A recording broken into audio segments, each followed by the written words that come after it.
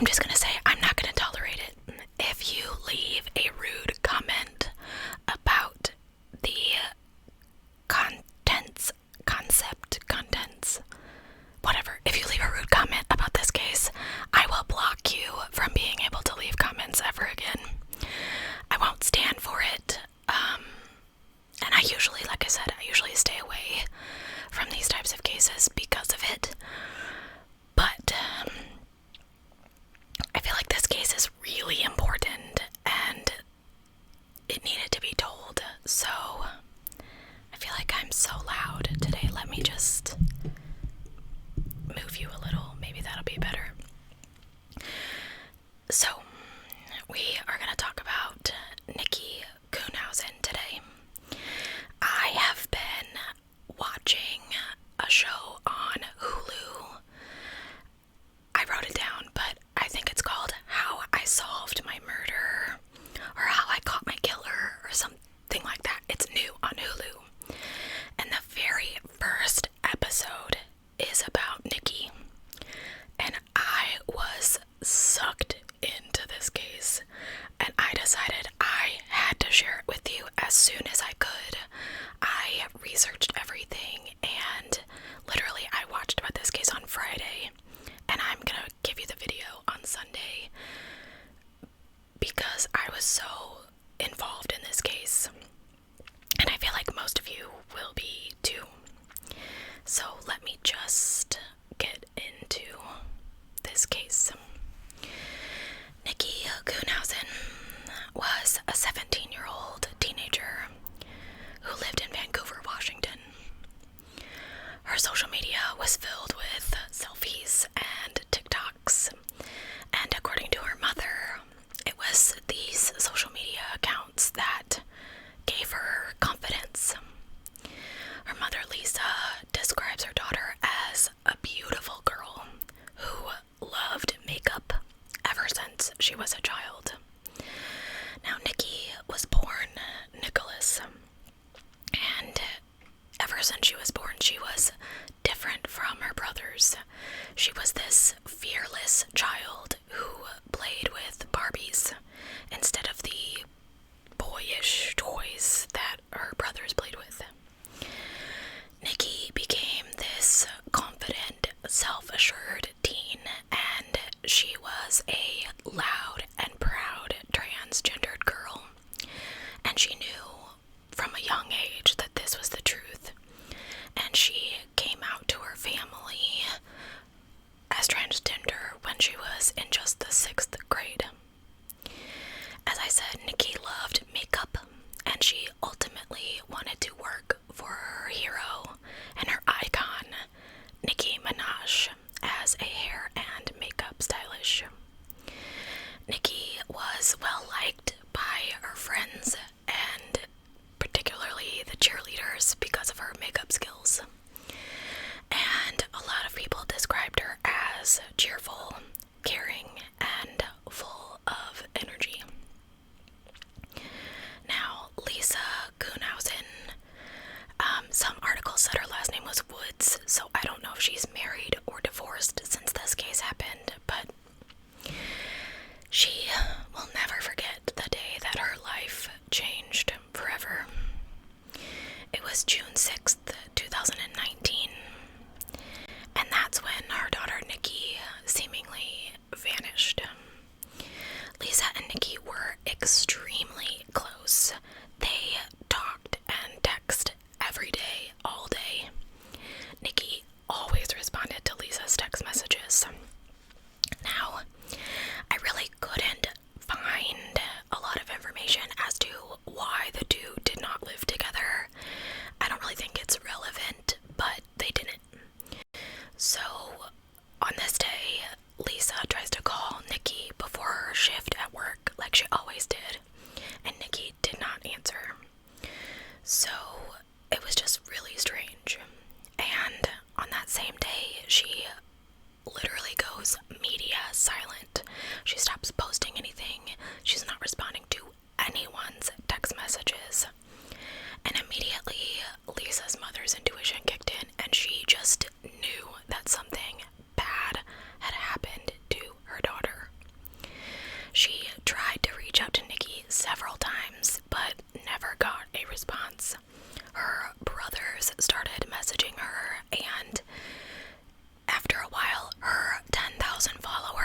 also started noticing, hey, Nikki's not posting, what's happening, what's going on.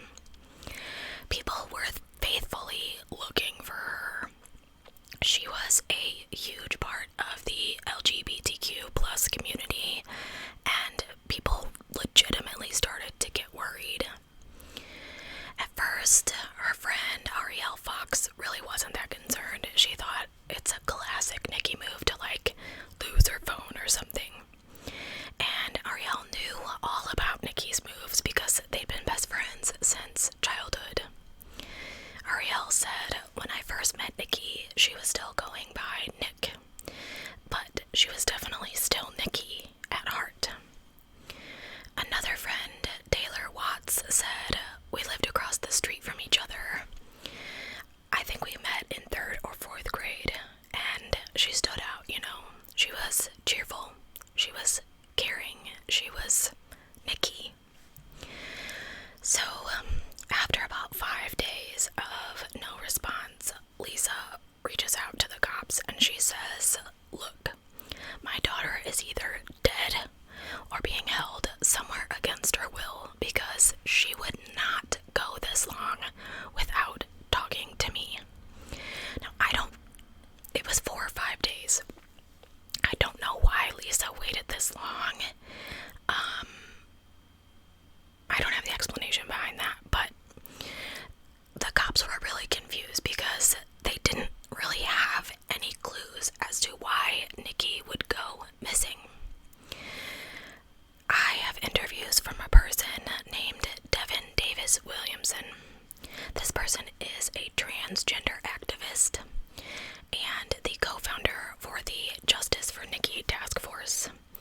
And Devin Davis says this is a narrative and a story that plays out all the time, all over the world.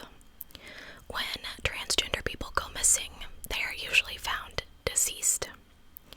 Most of the time in our culture and in our country, if a trans person is killed, there's not an arrest made. We think it's right around 30% of transgender people who are murdered that have someone arrested and fully prosecuted. And yes, YouTube, you heard me correctly, 30%.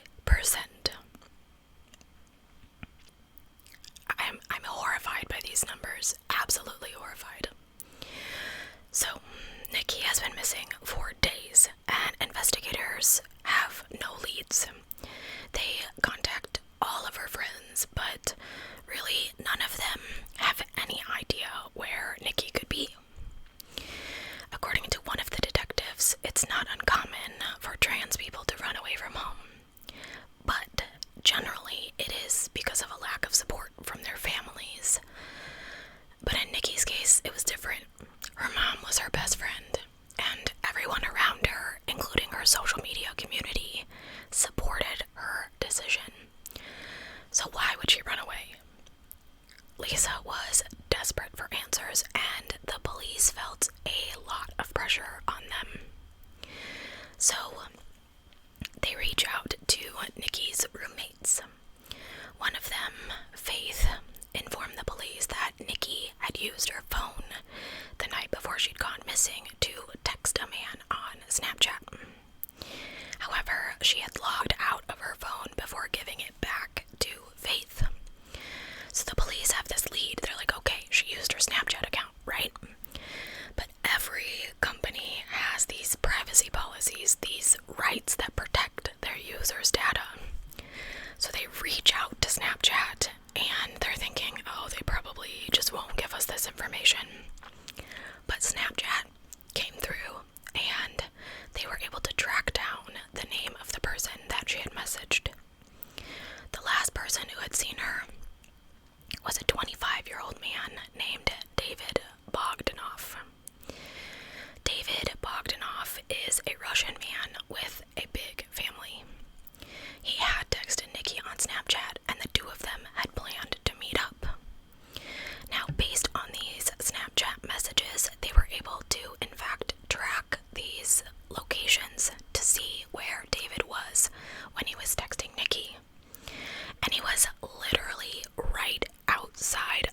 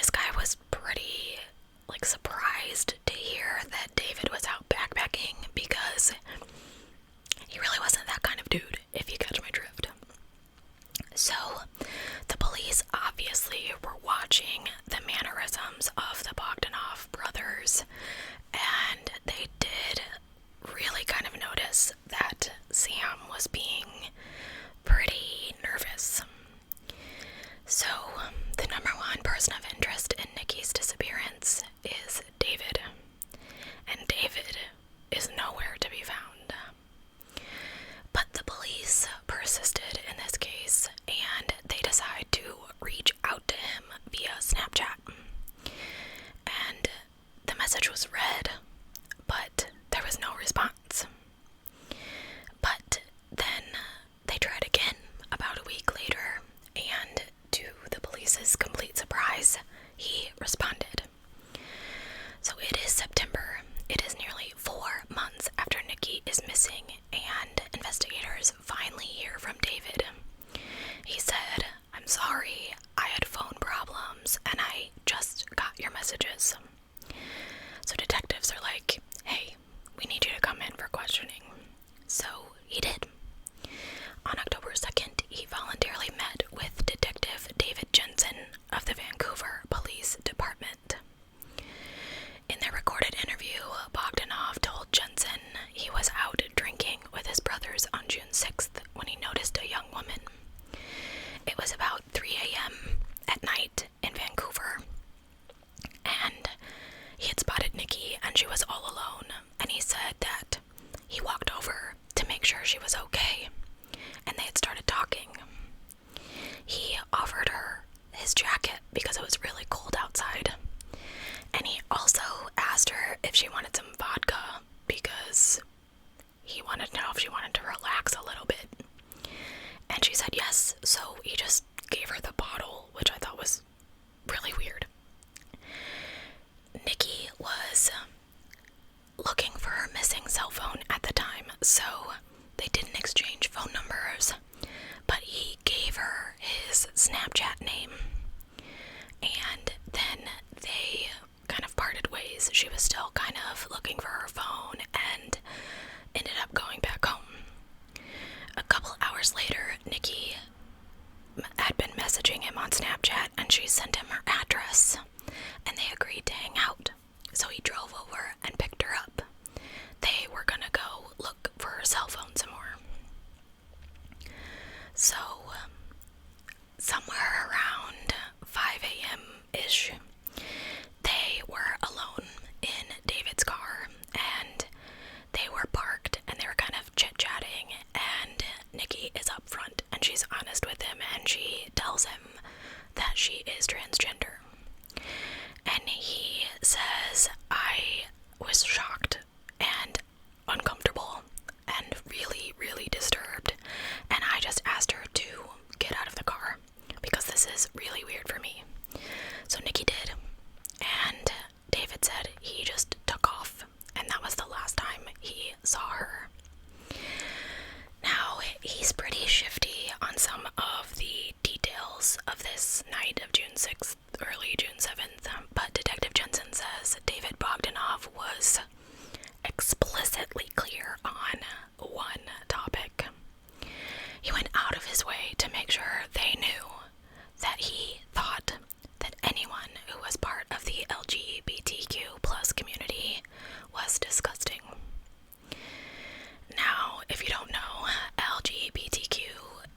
LGBTQI or plus is an abbreviation for people. It refers to lesbian, gay, bisexual, transgender, queer, intersex. There's asexual, that's why I say plus. There's so many abbreviations that could go after, and I don't mean to exclude anyone. But David Bogdanov said, "For me, it is disturbing when I'm around someone who is gay or bi or transsexual or anything else. I got disgusted, and I asked her to just get out." He offered up this other piece of information, though he wasn't asked at all. He said, "I wish I could help you more, but, I don't know, I'm not the kind of person to, I'm not really even violent at all, you know, nothing." So, he's entitled to his opinion. That's fine, you feel how you feel, I get it. Everyone is allowed to their opinion. He walked away from this interview as a free man because police had no evidence against him. And at this point, he wasn't a suspect per se. He was just a person of interest. So, the case kind of goes cold until about 6 months later. In December. 6 months from when she goes missing. So a couple months after they contacted this guy. A hiker finds a human skull in a wooded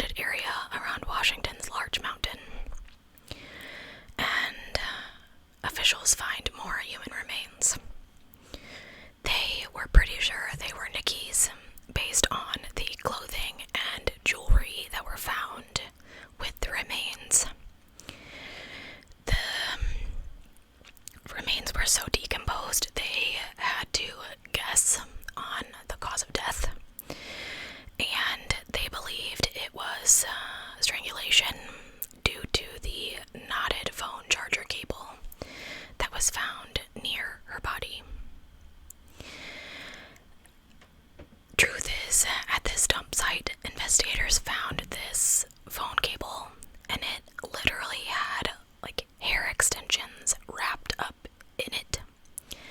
And in the very middle of it, there was a hyoid bone found within this mess of hair and wire. Which, if you know true crime, you know that the hyoid bone is the one that is generally broken when someone is strangled. So, of course, they check the dental records, and these remains are confirmed to be Nikki Kuhnhausen. Her family was devastated, and her community scared. Everyone was sure that she was murdered because she was transgender. The community really sought justice for her and started to spread awareness.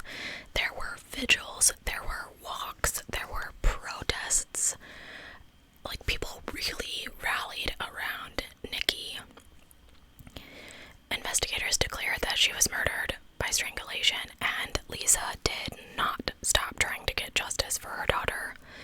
And the whole community was really starting to get restless. Why couldn't they find out who had done this? There were, of course, news reports on this case, and the community started posting about Nikki online. And while all of this was happening, the protests, the walks, the vigils, police were still looking into David. And they finally got his phone records. And they found out that his phone was on Large Mountain the day that Nikki went missing. So he didn't go to work right after he had hung out with her, like he said. So it's now clear that he is not just a person of interest in this case. He is a suspect. So the police call him in for further questioning because the previous story he told them didn't match what they now knew. And as they confront him with this evidence, he says, "I think I need to talk to a lawyer." So at that point, he is arrested for the murder of Nikki. And this is where I got absolutely horrified because I didn't know that this was a thing. The LGBTQ plus community was scared that David would use Nikki's identity against her. There's a precedent called the gay and trans panic defense, under which a person could claim that they hurt a member of the community in a fit of rage. Excuse me. Okay, I'm not even gonna, we'll talk about that at the end, okay? What? So you just get off scot-free? Like, okay. So David goes to trial, and each day family and friends rally around Lisa, wearing pink masks to court to support Nikki. And opening statements begin with a bold claim from the defense.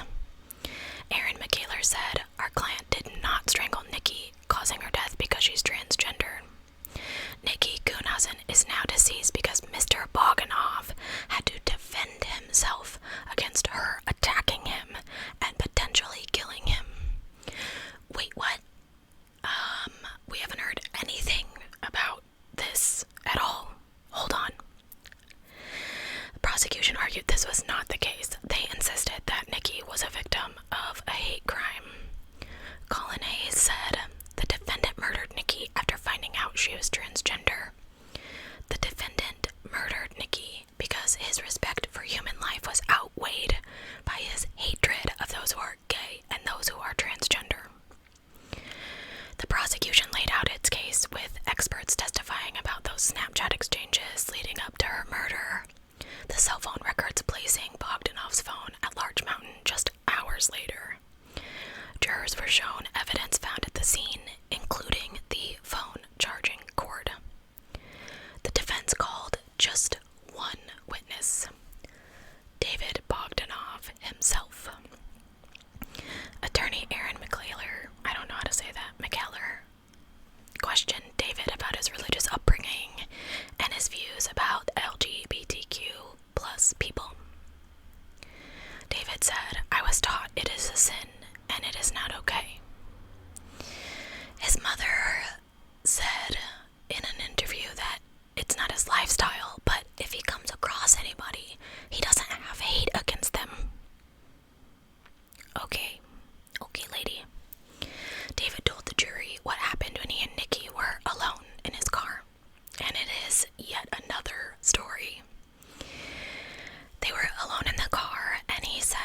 she was smoking something from a pipe. He said at that point they got in the back seat and they started to make out. He does say that before he climbed into the back seat, he put the gun that he carried between the driver's seat and the center console. So they're making out and they start touching, and she's touching him, and there's a little bit of stuff going on, and he says he reaches for her down below, if you catch my drift. And this is when he realizes that she is transgender. And he said, I was shocked. I felt deceived. I freaked out and I pushed her back from me. And I said, you didn't tell me you were a dude. And I started yelling at her that she was a disgusting piece of crap. He tells Nikki to get out of his car, and he says that she reacted with violence. She kind of picked up her foot to try and kick me, he says, and then she jumps up and goes towards the center console, towards my gun. And I'm thinking, I was deceived by this person. They're high, and all I can think is, oh my god, I'm gonna get shot right now. David says he tried to restrain Nikki by grabbing her jacket, but it was like a windbreaker. So the material was too slippery to get a good grip. He claims in a desperate attempt to save himself, he reached for the cell phone charging cord, and it was already kind of tied, so he grabbed it around her and started pulling her back to hold her from going forward towards the gun. And it gets a little graphic here, guys, so skip forward if that bothers you. But he said that he placed the phone cord around her arms and chest, and as he pulled, it slipped up to her neck. And the whole time Nikki is trying to fight him, reaching back and scratching at him. And Aaron asks, at some point, does she stop struggling? And David replies, yes. Devin Davis Williamson said the ligature used to kill Nikki was a phone cord that was tied to a space of 3.97 inches. And if you can imagine having your throat constricted to a space of this size and then having it triple knotted, that is what Nikki went through. After realizing Nikki was dead, David Bogdanoff says he panicked. And the first thing I think is, I need to call the police. And then I think, they're not gonna believe me.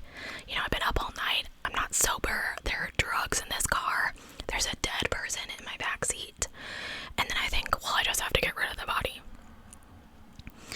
He says, this was a very humiliating thing to happen to me, and I just wanted to put it behind me, like it never happened. So he says this is when he drives Nikki's body to Large Mountain. He said he pulled her out of the car, and there's that spot by the road where the hill just went down really steep. And so I kind of just pushed her down it. And then he told the court that he left the country just hours after killing Nikki, purchasing a last-minute ticket to Ukraine. He said, I was scared, an emotional wreck. I was thinking I knew I needed to quit drinking so much, and I likely would not have been in this situation if I hadn't been drinking, and I just wanted to get away. So Kristen Hartnott says the fact that he had multiple different stories, he had at least 2 opportunities to give this explanation to detectives, and he hadn't. The fact that he dumped her body, the fact that he ran from the country, all these things point guilty, not someone who thinks their actions are justified. So both sides make their case one last time during closing arguments. Kristen Hartnott said his motivation the entire time has been his hate, his rage, his shame for finding out Nikki was transgender, and he was attracted to her. It's not about fear. This case is not about self-defense. Defense attorney Matthew Hoff strongly disagreed. He said Nikki Kuhnhausen is not here today, not because she was transgender, but because Mr. Bogdanoff was put in a life or death situation. So after 2 weeks of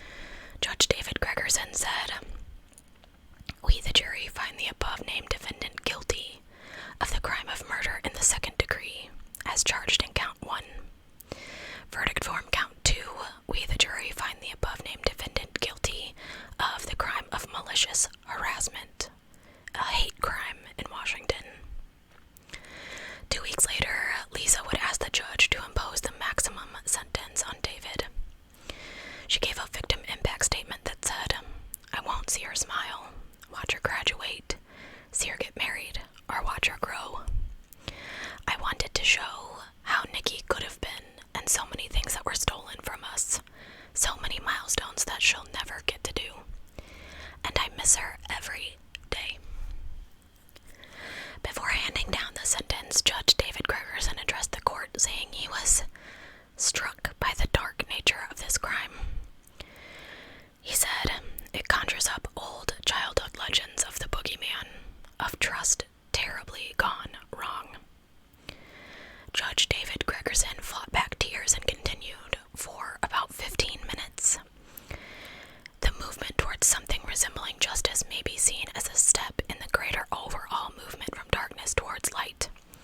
In this court's view, that can and should be Nikki Kuhnhausen's legacy.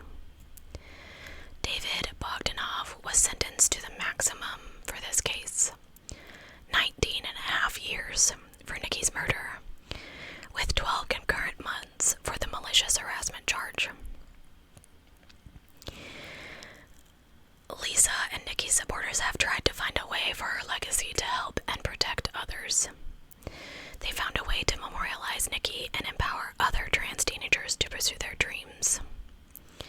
So they worked to pass a law called Nikki's Law in Washington state.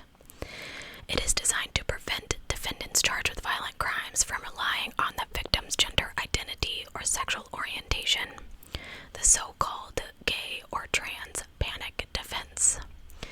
It makes it impossible to use what's called the trans panic defense in court, where someone says they were so out of control when they found out someone was trans that you essentially aren't culpable for your actions. Washington is one of 16 states to pass similar legislation, and Nikki's supporters hope that her law will inspire even more states to follow suit. Lisa says she is glad that Nikki's Law will help other people. "I want her death to mean something to someone who may contemplate hurting another transgender person." Nikki's story continues to inspire many people, and even though she felt like she was alone, the reality is different. She was very loved, and she's still remembered as a talented girl who was youthful